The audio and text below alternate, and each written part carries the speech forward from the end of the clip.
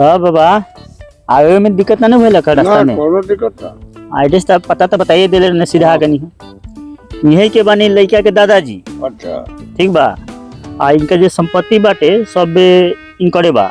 यहाँ से जहाँ तक नजर हुआ जाए नु ओने का और बैल चाहे पीछे बैल सब यही के बाटे। बाकी के तरुआ अब बात विचार कैला से मालूम हो ही जाई।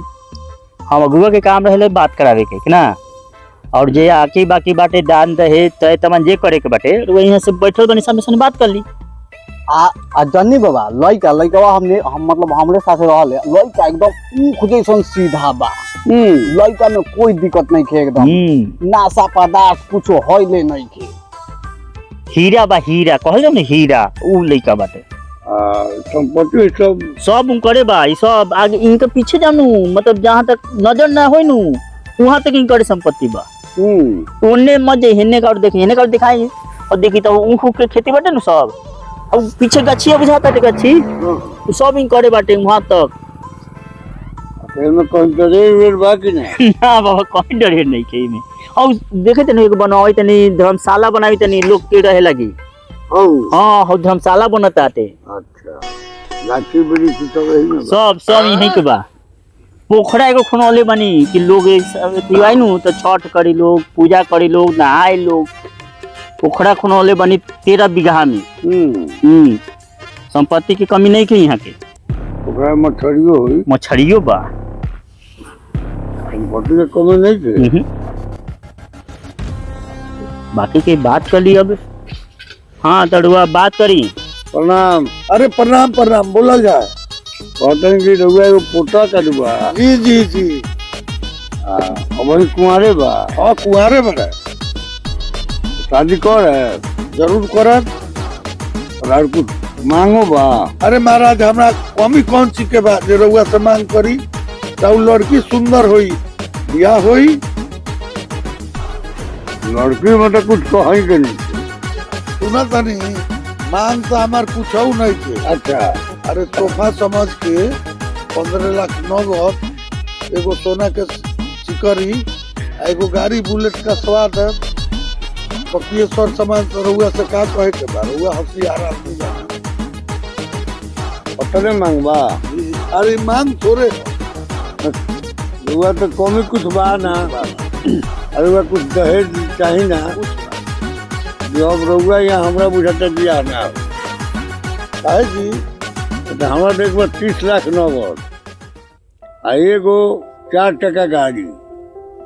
अरे वह 15 ही कहता नहीं तो हमरा बुझाता कि बस बस बस रहुआ तो हमार मन के बात जीत लेनी। वो सब छोड़ी पहले नाश्ता पानी होखो। नाश्ता का हो पहले लड़का बोलाई लड़का दिखाई। अरे नाश्ता पानी करी एक बाद तो लड़का बोलेबे करब। बबुआ नाश्ता लेके आओ।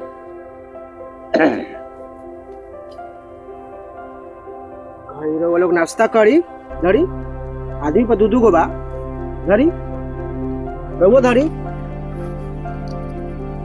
अरे मेरा सोचत का थी चाचा जी रहो धरी था खाई दूधू को एगो हम हई खाई थी हम कौन कौन रहो खाई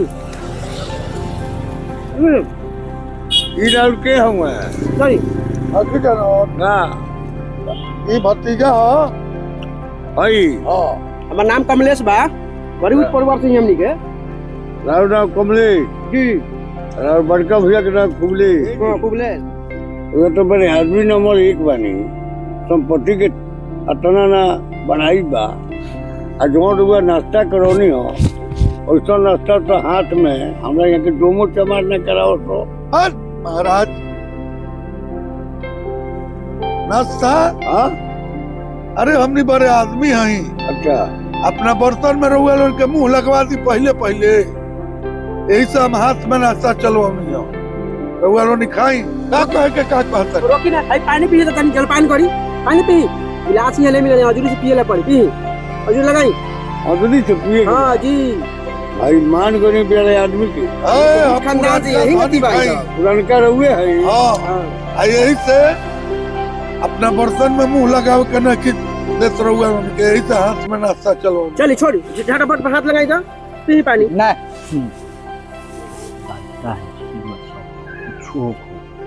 छो लड़किया के राज होई नु रउआ हमरा दुख से का मतलब बाटे? लड़की आई तो सुख भोगी। हाँ हाँ मालिक इतना संपत्ति काहेला रहते एक ही गो है। थोड़ा सा दुख हमरा के जितना सुंदर हुआ बता देनी तो ओकरा दुआर पर तो हमके खाना मिलता हाथ में।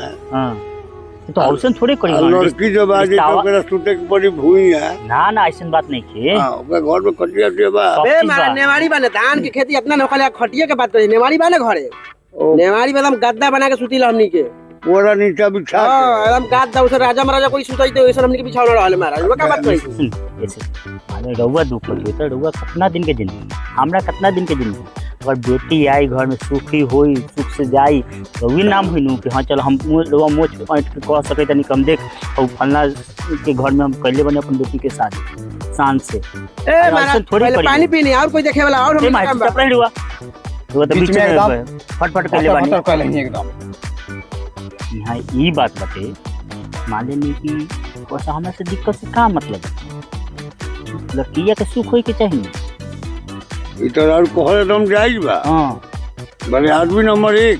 हाँ रुआ हमरा क्वेश्चन लगे बतौनी एक नंबर बड़े आदमी नंबर 1। हाँ बाबा जमीन जायदाद की काहे नहीं कितना भैया था हमें बा। अरे इनके खुद नहीं छे मालूम इनके मालूम नहीं इनके खुद नहीं छे मालूम आज मलगुजारी ना डले ना इनका घर में खाए पिए के थरिया छिपा नहीं थे कुछो अरे बा इनका ला बाटे लोग ला नहीं थे लोग ला नहीं कि खा ले थरिया में कौन थी कि अजूरिये में खा ले तो ये नहीं लोग के रवैया होई लोग के का लेकिन ना तो देखबो ना कोई हमनी चौधरी में कान छिपा मरदा खा लो नहीं खलन का पता नहीं इनका देखी दुआर पे कोई कुत्ता बा ओकर देख ततैया के मारे इतना ने खाना खइले बगा 3 महीना अरे बड़का आदमी के बड़का बोलो हां ई तो बा ई बात मान हाथ ना अच्छा नौकर रख ले चश्मा वाला नौकर रखाई थे भाई नौकर है। हाँ तो और का भतीजा नौकर है ये तो बहुत कामिल लड़का बा। हाँ जितना नाश्ता लिया से ही खा गए। अच्छा सब बात हमार मंजूर हो गई समाज भी देख लेनी संपत्ति देखनी और वो लड़का बोलाई।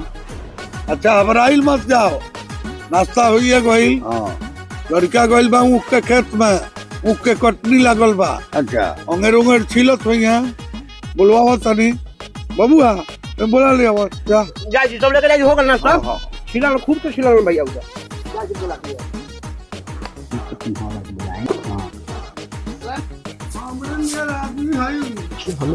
ओकर के दाम बचावे छै ने ओकर कोइयो घाट के भेट में होई बलता हो बलता आ तू यहाँ धात दौड़त बड़ आहू बतवा के फूट गलो चलो एथने हो बता देखो ने ए फूट गले पेटो में फटै थे पेटो में एग्री सेटिंग खाली बुरबक बहुचट कहेंगे देखो ने तक साले दिया देखो ने सब मुतै थे रे तेरा दिया बोलो रे तो यही चल से आज ले बहुत बकलर कहीं का शादी ब्याह होता ओ बतपा दोइए मुतले तो पीछे में है मुतले तो बतवा हम बीते में है ताए मुतले देखो ने यही सुबह तो शादी ब्याह ने देखो ने हो बतपा देखो ने देख बकलर कहीं ए भैया रे चाचा कहल मरी जरूर ये मारा मनंदन खड़ी बरे दूर पर अगुआइल हो चल आई चश्मा पहन चल तो तनी बढ़िया से अगुआइल दूर पर चल भैया तो गोर लगे प्रणाम करिए ठीक बानू मारा मनंदन खई खेला हम गर्दा से ठीक बानू हां चल चल प्रणाम करिए अगुआ के देख लो एकरा के तूहे बिगाड़ के रख ले बड़ा दादा आओ अरे हदल ते महे बियाले की मुतल ते महे बियाले अरे चुप रे साहब एकरा के कहि दे कि बिगाड़ के रख देले ए दादा तू मलैत बालो दुआर पर अगुआइल बरस आई भैंस का बैल के बारे में पूछे लगले उठ खराब एकरा के चाचा समझाई वही घड़िया कि हल्ला उधर कुछ मत करिए मारा मंत्र मत खेलिए आके वो बतियावे लगा प्रणाम कर सब लोग के जाके प्रणाम कर प्रणाम खुश रहो का नाम बता तू नहीं खते नहीं हमला ते पूछे बलो ने तने दले तो हमला दादा ते पूछलो वो पढ़ल बड़ो हां कता ना भोई तरावे जाइत रहिनु तो वही तरवाहा विद्यालय में पढ़त रही। हाँ पढ़िला भोई तरावे जाइत रहिनु तो आनी बाली में पढ़त रही। लदना ते माई पढ़ा ले वही में तीतली दे वाले तीतली पितली दे वाले बी को तो रोज खाईला। हट तो लोट के खो चाहे सोट के खो तोरा यह बियाह न करे और तो वही करता रहो। चले बाकर तोरा लड़का की हमने के लिए बुला के काय खिसिया के बैठ क्या बैठे जी बैठ पहले खिसिया बैठ।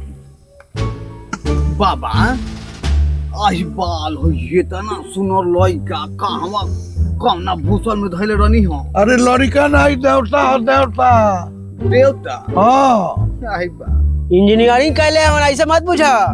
इंजीनियरिंग कैले हमारी इंजीनियरिंग को खत्म ना होखला। स्कूल से पास हमारी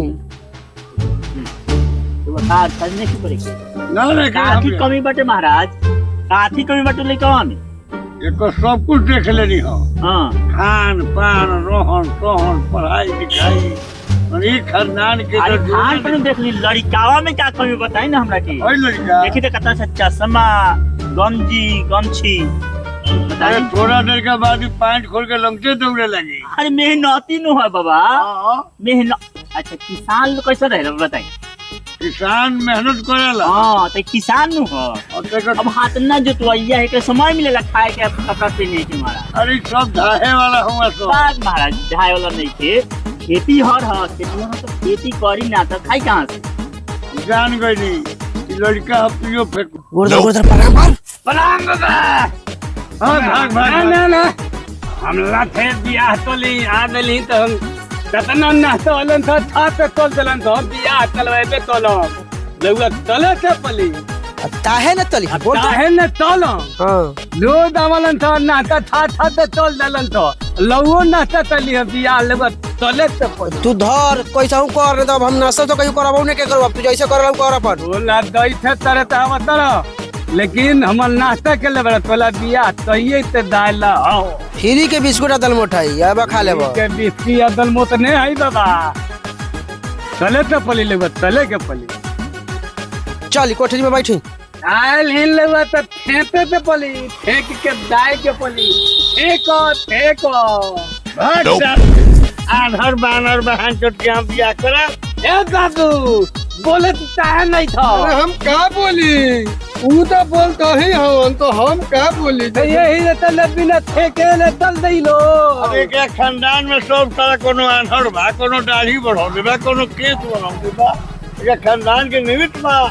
अरे बैठी अरे भैया अरे बहुत बड़ाओ कैसा हूं दोबारा अरे से के खानदान में एगो हम पैसा छेक एगो झांट करके हम दोगे न करे अब बियाह करे बैठी किसिया मत का बेइज्जत करले बड़ा इज्जत के एकरे बियाह होके लगी हवा दूल्हा पर लोग के बोला के बैठा के ये करे बा बाबू तू तो तहते वाला ते हमल बिया ने खोल ललुए लहदे ललुए तू तो देखा तला दादा अरे चुप जैसा नहीं बात ऐसा नहीं बारे बार अगुआ बुलाई ले आते ही एकर बियाह काट दो। हां तो करब ई का हुआ एकरे बियाह होई थवा सारा इज्जत के माटी में मिला देला कराब ना। अच्छी चुप रही बैठी अरे का बैठी अरे ऐसा के दुआर पर बोला दलो कि ना के लड़का के हमरा देखे के मन करता ना के घर होई ताके के मन करता और ना के दुआर पर हमरा रहे के मन करता ये अगुवाई करे लो तो करे तो करी क्या करे तो करी लाड पप्पा तो अगुवाई चल रोक कहां रे एही के चले नाश्ता फ्री के दलमोटा बिस्कुट करली वो पार्ले जी के खेनी तोरा के एही के चल लेबा अब ओकरा मौसा ए भाइयों गोर धर ला रही से बियाह तो गोर धर गई बा हाय तोहनी का तो लाठी ले आई हम दवाई कर दी हम कि तोहनी के लड़का जबरदस्ती बियाह करेला हो एको बियाह होखे वाला नहीं के आ दहेज आज के झांट भर के ना दिए तो दुआर पर बियाह हट भगा जो चल आज बियाह ने मल्लार के बियाह सुनी ना हां अब एकरा बापे के देखनी हां एकरा बाबा के देखनी हमरा के हां एकरा भाई के देखनी हां देखली होले ओकर मौसा भाग ऐसा तोरा खानदान में ये लड़का के मौसा के हुए हा एकरा फूफा के हुए हा एक खानदान में सर बियाह करे के बा अब जिंदगी में तो दुआर पर अगुआ ना आई अगुआ तो अगुआ कुत्ता साल नहीं करता लाट में पद अगुआई तो अब का साला के एक धूप खाए ला बाटे नहीं आ हमनी के बड़का बना देने की बीघा के बीघा बा हाँ साला एक धूप जमीन है ओकरा नहीं एक धूप न साफ नहीं तो आ हमनियों के लइका ने देख ले लइका देख ले रहते तो कोनो कुत्ता ने साचो अगुआई वही ना हैं उसके बाद अगुवाई सब बेकार यार बड़का बन जाके हौ बा साला खाए ला इतने के बिस्कुट के हाथ में वो पान के हाथ में पानी रखा हाथ है नहीं हाथ में लगा पानी ई पी दो गला ये पिटाई वाला नु काम कैले बटे साला एक धूर जमीन न खई एक धूर जमीन न खई आ हमरा से कहलक नी तो हाथ ना करवा दे अपना भाई कब करे हां आ बेटी हा बुर्बक खई हैं वही फिर जाने समझते को तब? कहीं अरे बेटी हा बहुत बड़ी याद है हाथी घोड़ा सब है ओकरा पास हां हां हां हैं उ तो बैठा देली खाली तो बड़का लइकावा ठीक है तो दिया होई नहीं थी बिटिया के तो देखो कल पूरा मौसम हाँ। एकदम दारू लेके लागत हां बढ़िया अच्छा चलो जा चलो छोड़ जा जा गाम हमने क्या मतलब हां क्या ठीक है चलो